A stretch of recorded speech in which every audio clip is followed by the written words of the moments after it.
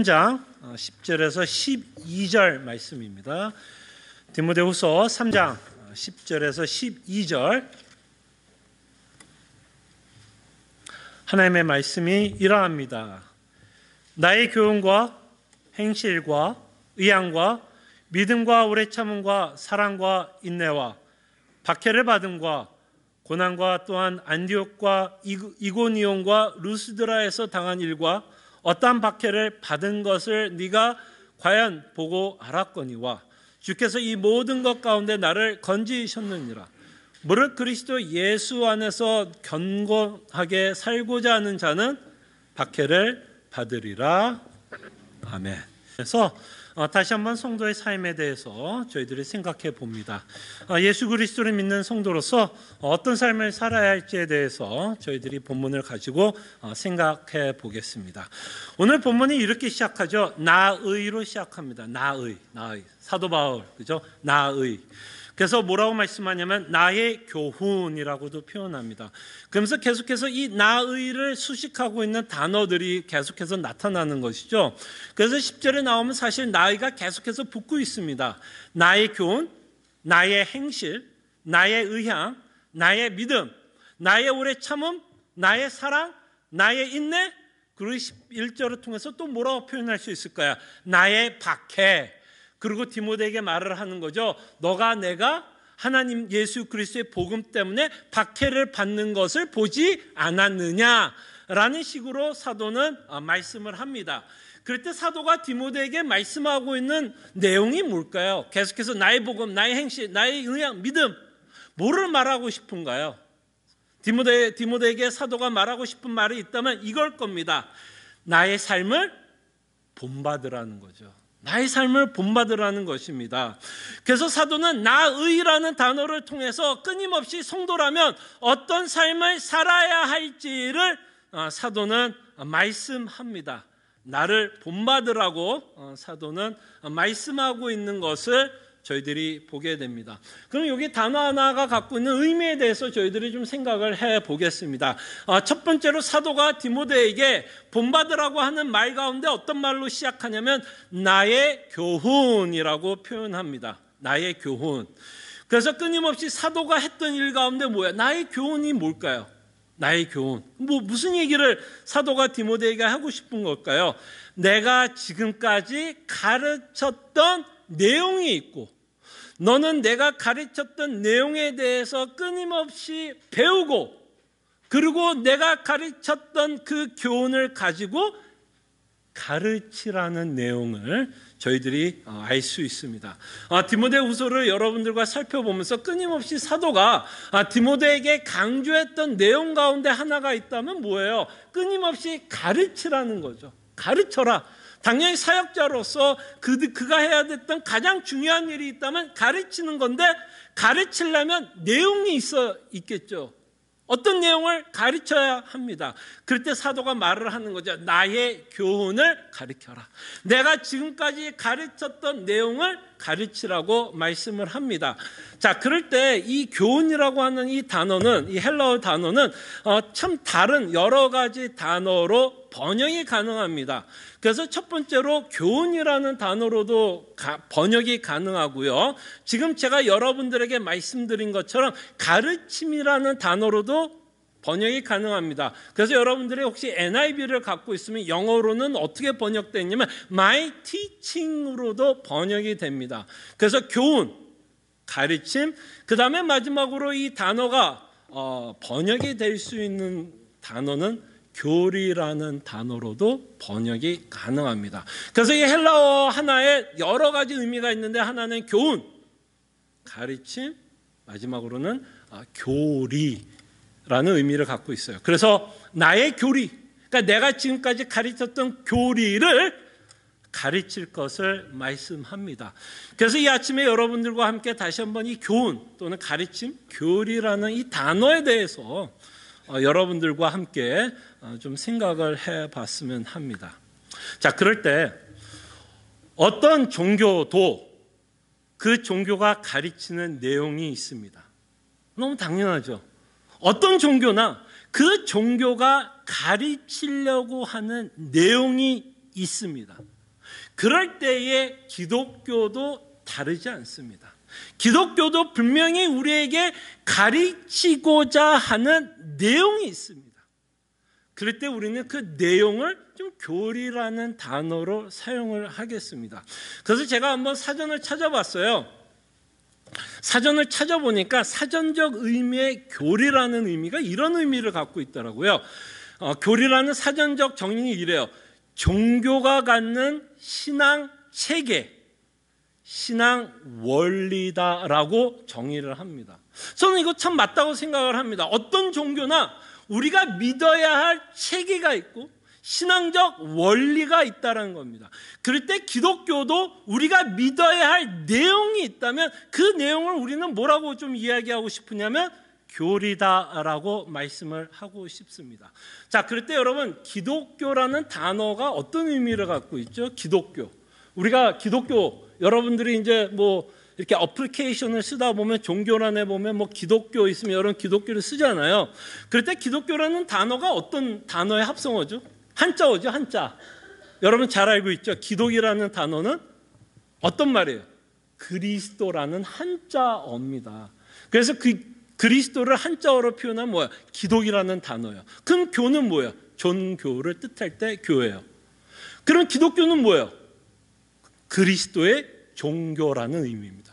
그래서 그리스도의 종교라는 의미 가운데는 우리가 뭐예요? 그리스도에 관한 믿는 내용이 있다라는 겁니다. 그때 여러분들은 이제 제가 수많은 질문할 때 여러분들 한번 속으로 대답해 보세요. 그 대답하는 그 모든 내용이 사실은 여러분들이 믿고 있는 교리입니다. 교리예요. 자, 보세요. 자, 그리스도가 누구입니까? 여러분들은 메시아를 누구라고 믿죠? 예수님이라고 믿습니다. 그럼 여러분들은 예수님을 누구라고 믿습니까? 존재론적으로 여러분들은 예수님을 누구라고 믿죠? 벌써 여러분들 속으로 답을 하고 있죠? 예수님은 하나님이시면서 인간이다. 여러분들이 그렇게 속으로 대답하는 순간 여러분들은 여러분들이 믿고 있는 내용이 있습니다. 여러분들은 다 교리를 갖고 있다는 거예요. 그리고 예수 그리스도를 누구라고 우리는 고백하냐면 그는 나의 구원자이시다라고 고백합니다. 여러분들이 예수님을 구원자라고 고백하는 순간 여러분들은 뭐를 갖고 있는 거야? 교리를 갖고 있는 겁니다. 성경에서 가르치고 있는 신앙의 체계와 원리를 믿고 고백하고 있습니다. 교리입니다. 그럴 때 또 여러분 이렇게도 물어볼게요. 예수님만 하나님이십니까? 라고 물어본다면 여러분들은 어떻게 대답하시겠습니까? 예수님만은 하나님이 아닙니다. 예수님도 하나님이지만 성경을 보니 또 어떤 분들이 하나님이다라고 소개를 합니까? 성부, 성령 하나님도 하나님이다라고 소개를 합니다. 분명히 여러분들이 이렇게 고백하는 순간 여러분들은 교리를 갖고 있습니다. 교리를 갖고 있는 거예요. 자, 그리고 이렇게도 한번 물어봅시다. 인간은 성경에서 누구라고 말하죠? 인간의 존재에 대해서 성경은 어떻게 말씀합니까? 성경은 인간을 죄인입니다라고 말씀을 합니다. 그래서 여러분들은 고백합니다. 인간은 죄인입니다. 나는 죄인이라고 고백합니다. 이것도 뭐예요? 이것도 교리예요. 예, 교리입니다. 그래서 우리는 성경에 의거해서 모든 인간은 하나님으로부터 심판을 받아야 한다라고 여러분과 저는 믿습니다. 이게 교리예요. 교리입니다. 자, 근데 제가 왜 이 교리에 대해서 여러분들에게 이렇게 짧게 설명을 하느냐면 교리가 왜 중요하냐면요. 이 모든 교리, 제가 짧게 여러분들에게 소개한 이 교리를 통해서 여러분들이 사실 뭐를 믿게 되냐면 복음을 믿고 이해하게 됩니다. 지금 제가 말했던 모든 교리는 사실은 이것들이 다 연결이 되어서 여러분들이 믿고 있는 복음을 이해하고 믿게 됩니다. 여러분, 복음이 뭐예요? 복음 한번 설명해 보세요. 여러분, 누군가 여러분에게 가서 장로님, 집사님, 복음이 무엇입니까? 라고 여러분들에게 물어보는 순간 여러분들은 성경 구절을 인용하지 않고서는 여러분들은 뭘로 대답할 수밖에 없냐면 여러분들이 믿고 있는 교리로 대답하게 됩니다. 그게 뭐예요? 여러분들이 믿고 있는 교리가 뭐예요? 아까 말한 것처럼 인간은 죄인이고 예수 그리스도는 구원자 되셔서 나를 대신하여 십자가에서 형벌을 받으셨다라고 여러분들은 복음을 설명하지 않겠어요? 그렇죠? 그렇죠? 근데 그 설명하고 있는 내용을 다 분석을 하면 사실 그게 다 뭐예요? 여러분들이 믿고 있는 교리예요. 교리. 그래서 복음을 설명하는 데 있어서도 우리가 믿고 있는 교리들이 다 어떻게 되어 있는 거야? 연결되어 있습니다. 연결되어 있어요. 마치 거미줄처럼 다 이렇게 연결이 되어서 뭐를 설명하게 돼요? 우리가 믿고 있는 복음을 설명하게 되고 우리가 믿게 됩니다. 그러니까 교리를 떠나서는 여러분들은 복음을 설명할 수가 없어요, 사실은. 그렇기 때문에 교리가 중요하고, 또 교리가 중요한 이유는 뭐냐면 지금 말씀드린 것처럼 복음을 설명하기 위해서 수많은 교리들이 연결이 되어서 복음을 설명하게 되죠. 그러면 이 교리들이 서로 연결이 되어서 복음을 설명하게 되면 이 교리 가운데 하나만이라도 잘못 이해하게 되면 어떤 결과가 있을 수 있을까요? 내가 믿고 있는 복음에 영향을 줄 수 있다, 없다? 줄 수 있다라는 거예요, 여러분. 그래서 교리가 중요합니다. 내가 믿고 있는 내용들 또는 내가 갖고 있는 교훈 가르침 때문에 내가 믿고 있는 복음에도 어마어마한 영향을 줄 수 있다는 겁니다. 그래서 우리는 교리를 무시하거나 관과할 수가 없습니다. 가끔 가다가 저한테 이렇게 좀 질문하시는 분들이 있어요. 조금 교리에 대해서 부정적인 생각을 갖고 계신 분들이 저한테 좀 가끔 이렇게 말을 하는 거 봐요. 목사님, 교리가 중요한 게 아니라 성경을 믿는 것이 중요하지 않냐라고 저한테 물어보시는 분들이 있습니다. 자, 그럴 때 제가 말씀을 드린 것처럼 우리는 교리를 피할 수가 없습니다. 피할 수가 없어요. 그럼 여러분과 저의 숙제는 이거라고 저는 생각이 듭니다. 어차피 우리가 뭔가를 믿고 있다면, 그것이 교리라면, 교리란 걸 피할 수 없다면 여러분과 제가 수고해야 되는 일은 뭘까요, 그러면? 뭘까요? 교리를 피할 수 없다면, 뭔가를 믿어야 한다면 우리는 뭐를 애써야 될까요? 올바르고 보편적인 교리를 믿어야 합니다. 물론 성경을 근거로 한 올바르고 보편적. 이 올바르다라는 말은 뭐예요? 성경을 근거한 가르침이어야 되고, 보편적이라는 말은 뭘까요? 모든 교회가 그래도 보편적으로 다 동의할 수 있는 교리가 있습니다. 교회마다 다 다른 부분이 있어요. 그래서 신학자들도 이렇게 말합니다. We agree to disagree. 그런 부분이 있어요. We agree to disagree 할 수 있는 가르침도 있습니다. 그러나 여러분과 제가 애를 써야 되는 건 올바르고 보편적으로, 모든 교회라면 이 정도는 같이 믿어야 될 내용이 있다는 겁니다. 자, 그럴 때 한 가지 예를 들어봅시다. 분명히 제가 예수님에 대해서 여러분들에게 물어보셨을 때 분명히 다 이렇게 대답했을 거예요. 예수님은 하나님이시다. 그렇지만 인간이셨다. 라고 고백을 할 겁니다. 그런데 어떤 이단은 이렇게 교리를 가리킵니다. 이것도 교리예요. 그들이 가리키는 교리입니다. 어떤 이단이 이렇게 가르칩니다. 뭐라고 가르치냐면 예수님은 최고의 피조물이다. 이런 가르침 받아본 적 있으세요? 없으세요? 있으시죠? 하나님이 아니라고 부인을 하는 내용이에요. 그는 이 세상에 창조된 최고의 피조물이다라고 예수님을 설명합니다. 분명히 그들도 그렇게 가르쳐요. 그들이 믿는 교리입니다. 그런데 두 가지는 공존할 수 있어요? 없어요? 둘 중에 하나는 뭐 해야 돼요? 둘 중에 하나는 틀려야 돼요. 그죠? 그러면 그렇게 가리키고 있는 교리 앞에 우리가 쓴다면 우리는 뭐를 생각해야 돼요? 뭐가 올바른지를 분별할 줄을 알아야 됩니다. 그리고 우리만, 여러분과 저만 올바르게 믿으려고 애썼던 거 아니잖아요. 그죠? 지금 시애틀 남포제일장로교회만 하나님 믿고 예수 그리스도를 믿기 위해서 올바르게 한 교회 아니었죠. 수많은 역사 가운데 2000년부터 서신서들이 쓰여지고 수많은 교회 가운데서 뭐가 있을까요? 수많은 교인들, 교회 가운데 수많은 성도들이 뭐를 고민했을까요? 뭐가 보편적으로 믿어야 할 내용에 대해서 고민을 했을까요? 안 했을까요? 했겠죠. 뭐를 우리가 disagree 할 수 있는지, 어떤 거는 야 도대체 이거는 disagree 하면 안 되는 내용들이 있었을 겁니다. 그럴 때 우리가 disagree 하지 말아야 할, 공교회가 믿어야 할 교리를 우리는 교의라는 단어를 씁니다. 그래서 보편적으로 우리가 믿어야 할 내용을 저희들이 믿어야 합니다. 그것에 대해서 저희 교회는 굉장히 애를 씁니다.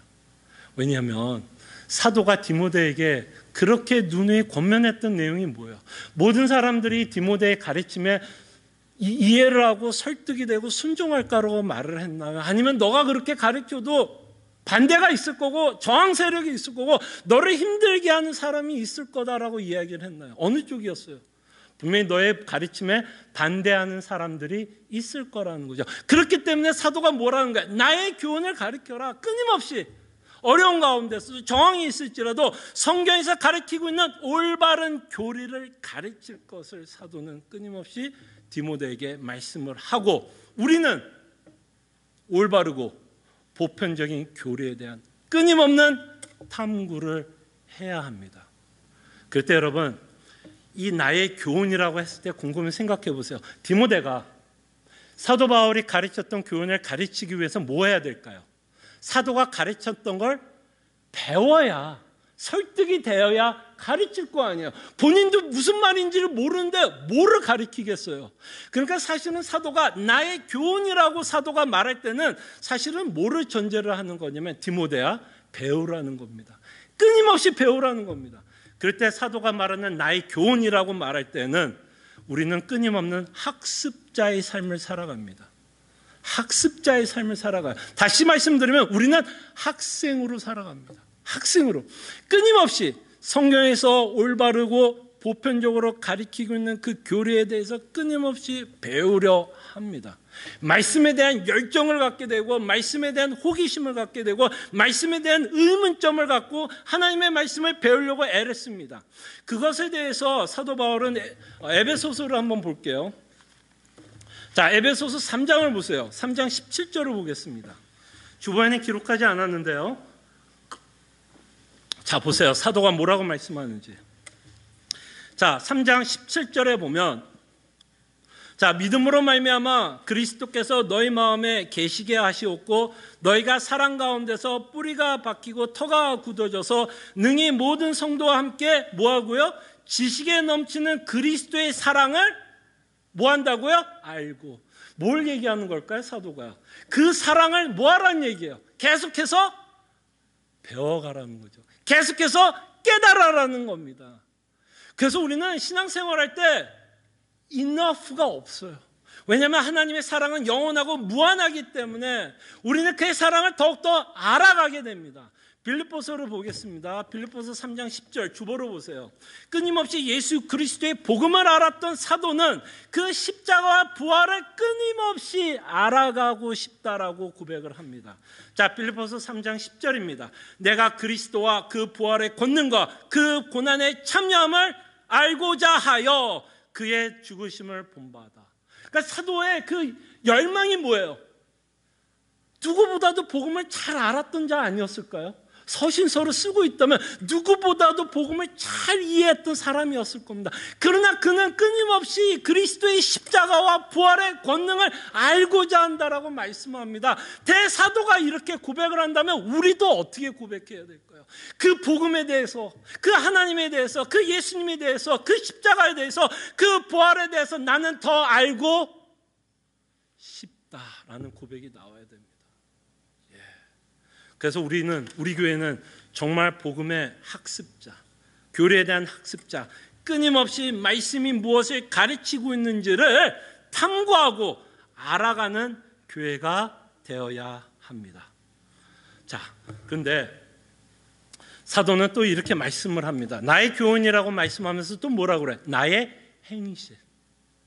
나의 삶 또는 나의 행위라고도 생각해 볼 수 있겠죠. 자, 그럴 때 여러분 좀 오해가 없기를 바라요. 여러분들은 교리하면 굉장히 아마 이미 여러분들 안에 뭐랄까 선입관을 갖고 있는 것을 가끔 보게 됩니다. 교리라는 단어를 쓰면 굉장히 딱딱하고 차갑다라는 생각이 들 수 있을 것 같아요. 그러나 우리는 교리를 통해서 사실은 하나님을 알아가는 과정이고요. 이 교리를 통해서 사실은 여러분들은 인격적으로 하나님을 만나고 사귀는 과정이라고 저는 생각해 줬으면 해요. 이 교리를 통해서 하나님과 사귐을 갖는다라고 생각해 줬으면 합니다. 왜냐하면 여러분 누군가 사귄다 그러면 그 사람은 모르고 어떻게 사귀어요? 말이 안 되지 않아요? 저 사람이 누군지도 모르고 저 사람이 어떤 자인지도 모르면서 덜컹 어떻게 사귀어요? 말이 안 됩니다. 그래서 우리는 이런 교리들을 통해서 하나님이 누구인지를 알아가면서 그의 선하심과 인자하심과 궁유를 알아가고 그의 속성을 알아가고 그 십자가에 나타난 하나님의 사랑과 은혜의 풍성함을 깨달아가면서 깊어지면서 우리는 하나님과 사귀게 되고, 더 놀라운 것, 그가 갖고 있었던 교리와 교훈과 가르침은 그의 행실로 나타나게 됩니다. 그가 믿었던 교훈과 그의 삶은 별개가 아니었고요, 함께 움직이고 있다는 것을 저희가 보게 됩니다. 그래서 조금 있다가도 보겠지만 그가 믿었던 복음 때문에 그는 하나님을 위해서 박해도 받습니다. 행실이 나와야 안 나와요? 행실이 나와야 안 나와요? 그가 믿었던 복음, 그가 믿었던 교리들 때문에 그의 삶 가운데 뚜렷한 행실이 나오고 있는 것을 보게 됩니다. 그러나 우리가 행실을 생각하기 전에 반드시 우리는 교리와 지식을 먼저 생각해야 됩니다. 왜냐하면 사도가 이런 말을 해요. 로마서 10장 2절에 보면 이 말을 우리 교회는 끊임없이 되새겼으면 좋겠고 마음에 새겼으면 좋겠습니다. 로마서 10장 2절이에요. 뭐라 그러냐면 내가 증언하노니, 그들이, 여기서 말하는 그들은 유대인들이에요. 유대인들, 자기의 골육과 같은 이스라엘 백성에 대한 비판을 합니다.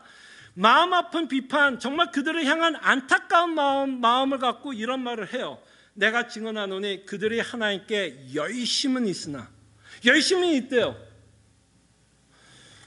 그러나 그의 열심은 올바른 지식에 따른 것이 아니니라. 그러니까 사실은 사도가 그들의 열심도 인정해 주는 거예요? 인정하지 않는 거예요?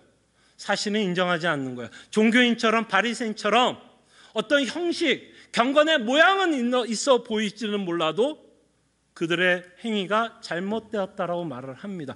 그렇게 잘못될 수밖에 없었던 건 뭐예요? 그들이 뭐 했기 때문에? 올바른 지식을 따른 것이 아니기 때문에. 그러니까 우리는 다시 한번 행실이 중요합니다. 여러분과 저의 삶이 중요해요. 그러나 그 행위보다도 더 중요한 건 내가 이렇게 살아가는 이유가 중요합니다. 교리가 중요해요. 뭐를 근거로 해서 이렇게 살아가고 있는지가 중요합니다.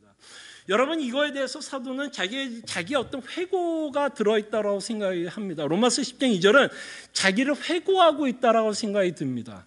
어떤 의미에서 사도가 회고하고 있고 자기의 삶을, 과거를 돌이키고 있느냐면 열심히 있었어요, 없었어요? 사울 때 생각해봐요. 누구보다 열심히 있었어요. 얼마나 열심히 있었는지 알아요? 교회를 핍박하는 것만큼 열심히 있었어요. 그래서 빌립보서에서 자기의 과거를 쓰면서 율법으로는 뭐라 그래요? 흠이 없었다라고까지 자랑스럽게 이야기를 합니다. 그러면서 사도는 놀라운 건 뭐냐면 그가 그렇게 했을 때 자신은 그게 옳다라고 생각했을까요? 틀리다고 생각하면서 그 일을 했을까요? 그것이 옳다라고 생각하면서 그 일을 했어요. 왜 옳다라고 생각했을까요? 그가 갖고 있었던 무엇 때문에? 그가 어떠한 지식에 근거해서 이렇게 하면 하나님이 기뻐하실 거라고 사도는 뭐 한 거예요? 생각을 해서 한 거예요.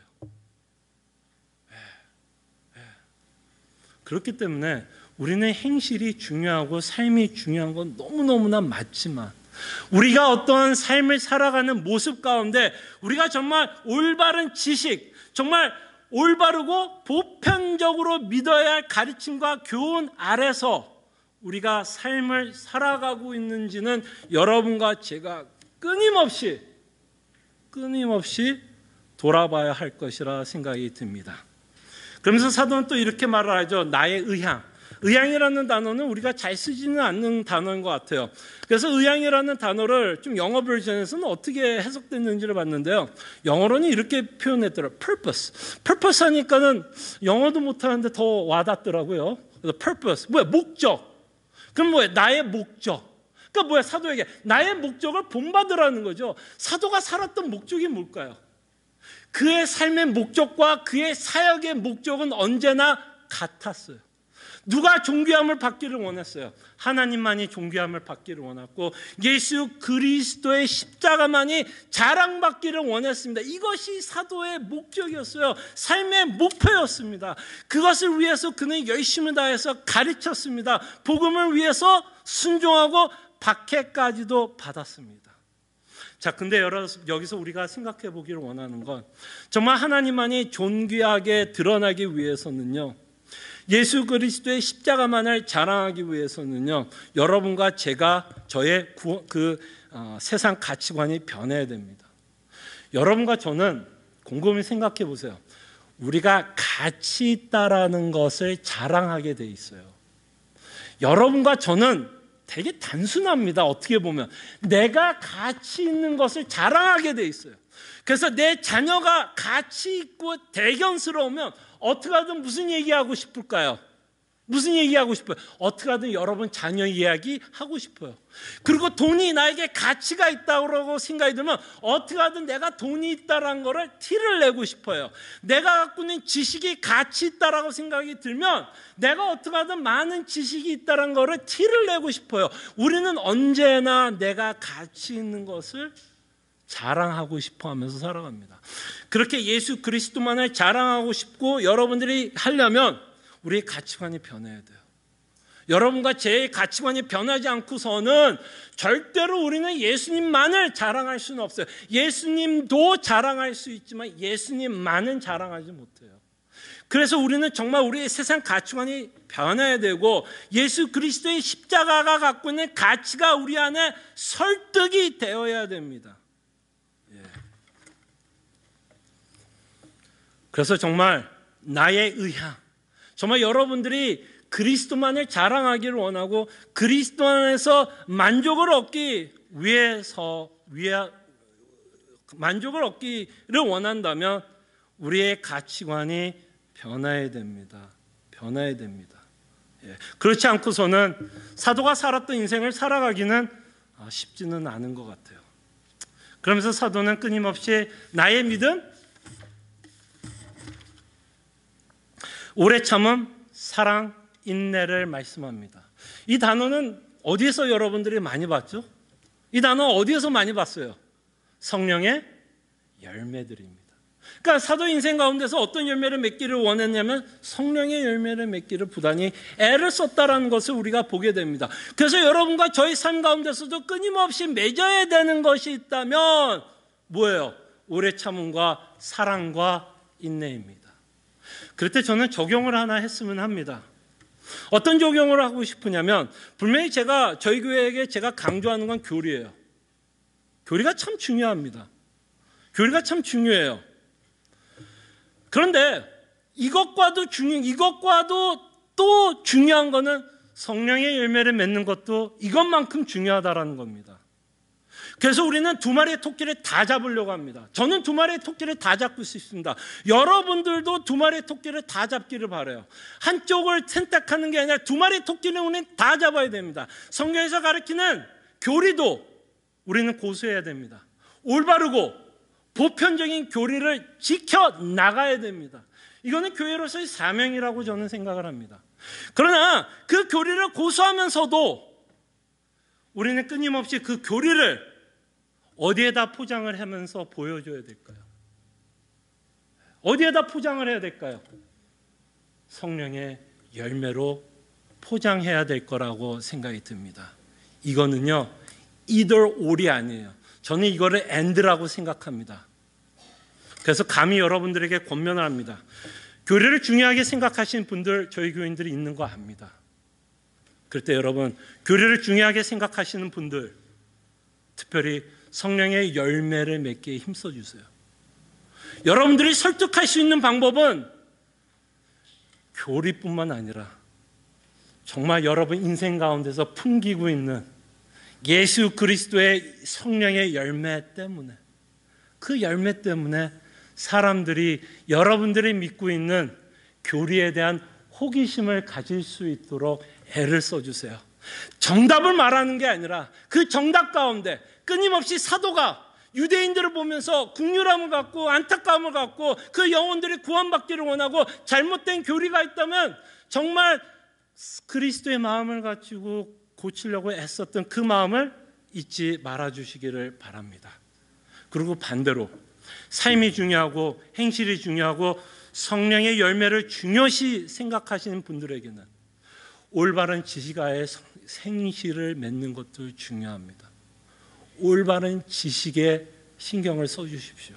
정말 내가 맺고 있는 열매가 정말 성령의 열매인지, 또는 내가 행하고 있는 신앙의 삶이 정말 올바른 지식에 근거한 삶인지, 아니면 내 소견에 맞는 삶을 살아가는지 여러분들이 끊임없이 자신을 점검해 주세요. 이거는 올이 아닙니다. 엔드입니다. 교리와 성령의 열매를 함께 잡고 가는 교회가 되기를 소원합니다. 마지막으로 사도는 이렇게 말합니다. 나의 박해. 그래서 사도는 디모데에게 말을 하는 거죠. 내가 박해받은 것을 보지 않았느냐. 뭐하란 얘기예요? 디모데에게 박해 받으란 얘기죠. 아까 말씀드린 것처럼 너가 전하는 복음의 메시지 때문에 너에게 저항이 있고 대항이 있고 힘든 일이 있을 때 그것을 달게 받을 것을 사도는 말씀을 합니다. 이거에 대해서 캘빈이라는 신학자가 이렇게 말씀을 했습니다. 예수님을 위해서 박해를 받지 않을 생각을 하면 예수님을 믿지 말라라고 말씀을 했습니다. 참 무서운 말이죠. 예수님을 위해서 박해를 받지 않을 것이라면 예수님을 믿지 말라고 말씀합니다. 이건 사도 바울이 이렇게 말하잖아요. 12절에 무릇 그리스도 예수 안에서 경건하게 살고자 하는 자는 박해를 받으리라. 그래서 저는 이 박해를 이렇게 좀 넓게 좀 풀었으면 해요. 어떻게 넓게 풀었으면 하냐면 예수 그리스도를 믿고 이 땅에 살아가면 반드시 치러야 되는 대가가 있다는 겁니다. 여러분들이 대가를 치르지 않고 예수님 믿을 수는 없어요. 이것이 어쩌면 우리가 신앙생활하면서 힘든 내용일 수도 있습니다. 우리는 대가를 치르기보다는 이런 마음이 있는 것 같아요. 최소한으로 신앙생활하고 싶은 거예요. 최소한으로 대가를 치르고 싶은 거예요. 그럴 때 분명히 성경은 우리에게 최대한으로 대가를 치를 것을 말씀을 하십니다. 이렇게 최대한으로 대가를 치르기 위해서 다시 한번 제가 여러분들에게 말씀한 것처럼 우리의 가치관이 변해야 될 거라고 생각이 듭니다. 가치관이 변하지 않고서는 우리는 희생할 수도 손해볼 수도 없어요. 여러분들이 가치관이 변하는 것만큼 우리는 그리스도를 위해서 대가를 치를 수 있게 됩니다. 그래서 여러분들이 정말 그리스도를 위해서 살고픈 생각이 든다면 우리가 애써야 되는 건 세상을 바라보는 우리의 가치관이라고 생각이 듭니다. 그래서 사도는 나의라는 단어를 반복하심으로써 성도로서 어떤 삶을 살아야 할지를 저희들에게 도전을 하고 있다라고 생각을 합니다. 이 시간 함께 기도하죠. 을 통해 저희들이 도전받기를 원합니다. 성도로서 어떤 삶을 살아야 할지를 주님께서 깨닫게 해주심에 감사하고 다시 한번 그 깨달음 가지고 하나님 앞에 헌신하며 결단하며 주께서 원하는 삶을 살아가게 하여 주시옵소서.